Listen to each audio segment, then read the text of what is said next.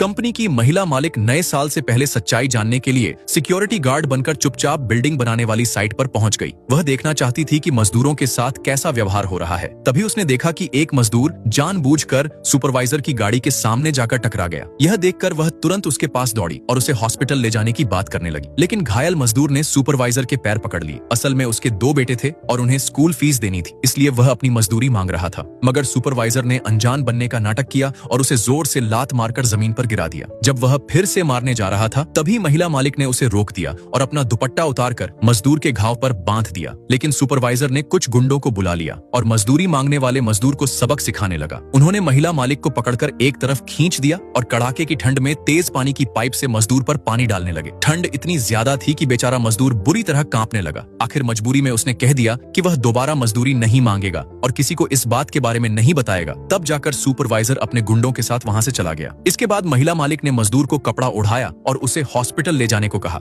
लेकिन उसने मना कर दिया क्योंकि उसके पास पैसे नहीं थे। मजबूर होकर महिला मालिक उसे उसके कमरे तक छोड़ने गई। वहां पहुंचकर उसने देखा कि मजदूरों का कमरा बहुत टूटा फूटा है और रहने लायक भी नहीं है। तभी उसने एक महिला मजदूर को चोरी करके लोहे की आयरन रॉड लाते देखा। महिला मालिक ने पूछा कि मजदूरी मिलने के बाद चोरी क्यों कर रही हो। यह सुनते ही महिला मजदूर हंस पड़ी और बोली कि यहाँ किसी को मजदूरी मिलती ही नहीं, जल्दी ही तुम भी हमारी तरह मजबूर हो जाओगी। थोड़ी देर बाद उसने सच बता दिया कि 3 साल से किसी मजदूर को एक भी रुपया नहीं मिला। जो काम छोड़ने की बात करता है उसे धमकी दी जाती है। यह सुनकर महिला मालिक को समझ आ गया कि यहाँ बड़ा स्कैम चल रहा है। जब उसने घायल मजदूर को कंबल ओढ़ाया तो देखा कि कंबल के अंदर रुई की जगह सूखी घास भरी हुई है। खाना बनाने वाले बर्तन में से चूहा निकल आया। मजदूरों की यह हालत देखकर वह बहुत गुस्सा हो गई और सबकी फोटो खींचकर अपने सेक्रेटरी को भेजने लगी। लेकिन एक महिला मजदूर ने यह बात सुपरवाइजर को बता दी। थोड़ी देर में सुपरवाइजर और प्रोजेक्ट मैनेजर कमरे में आ गए। शक से बचने के लिए प्रोजेक्ट मैनेजर ने तुरंत सुपरवाइजर को थप्पड़ मार दिया और मजदूरी न देने का दोष उसी पर डाल दिया। फिर सबके सामने वादा किया कि अगले दिन सबको 3 साल की मजदूरी मिल जाएगी। यह सुनकर मजदूर बहुत खुश हो गए। लेकिन अगले दिन जब मजदूरों को पैसे मिले तो पता चला कि वह असली पैसे नहीं बल्कि एक्सपायर्ड कूपन्स थे।